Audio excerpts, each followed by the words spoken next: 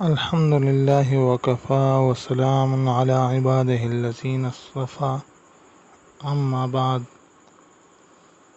ناظرین کرام، لیکوریا کا مرض خواتین کے لیے نہایت مہلک اور تباہ کن ہوتا ہے۔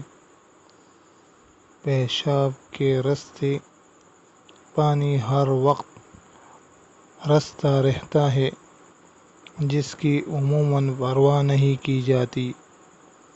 حالانکہ لیکوریا اتنا موذی مرض ہے کہ مریضہ نہایت لاغر اور نحیف ہو جاتی ہے۔ کسی خاتون کو یہ تکلیف لاحق ہو تو فوراً کسی ماہر معالج سے رابطہ کر کے علاج کروائے۔ ناظرین کرام، لیکوریا کی مریض عورت کی نماز کا حکم کیا ہے؟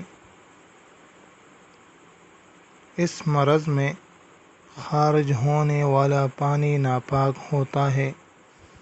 جو کپڑا اس سے آلودہ ہو جائے، اس میں نماز نہ پڑھی جائے، البتہ کپڑے کے ناپاک حصہ کو دھو کر پاک کر لیا جائے تو اس میں نماز درست ہے۔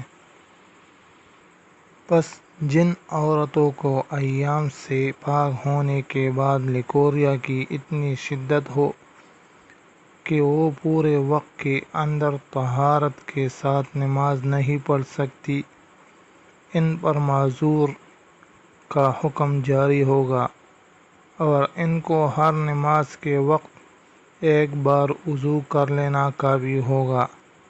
لیکن اگر اتنی شدت نہ ہو تو معذور نہیں۔ اگر وضو کے بعد نماز سے پہلے یا نماز کے اندر پانی خارج ہو جائے تو ان کو دوبارہ وضو کر کے نماز پڑھنا ضروری ہوگا۔